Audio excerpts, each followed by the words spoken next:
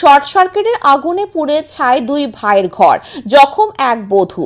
অগ্নিকাণ্ডটি ঘটেছে আজ শনিবার সকালে হরিশ্চন্দ্রপুর ১ নম্বর ব্লকে কুশিদা গ্রাম পঞ্চায়েতের ভগবানপুর গ্রামে। আগুনে ক্ষতিগ্রস্ত হয়েছে জামের আলী ও মনোয়ার আলীর ঘর। স্থানীয় সূত্রে জানা গিয়েছে, বিদ্যুতিক মিটারে শর্ট সার্কিটের আগুন ছড়িয়ে পড়ে।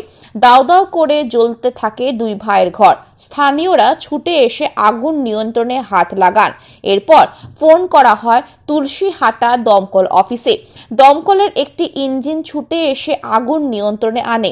পরিবার দুটি সর্বস্ব হারিয়ে খোলা আকাশের নিচে ঠাঁই নিয়েছে। আগুন লাগলো আগুন আমি ওটা ঘর ছিল আর শোনা কোনো যে আগুন বেলে লাগে খালি দেখেছি যে তারও তাগিন ওই তারখান জ্বলতে একবার চারো বাগে জানিচ্ছে।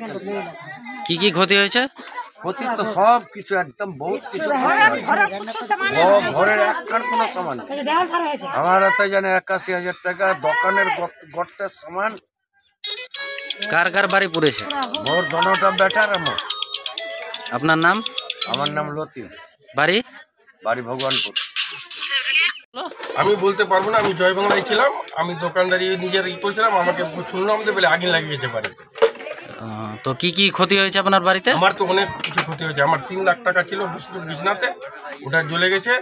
আর পুরো যত কাপড়া কানি যত সামান ছিল আমার চলে গেছে। মানে টোটাল বাড়িতে কিছু নাই? নাই, এখন আমার বাড়িতে কিছু নেই।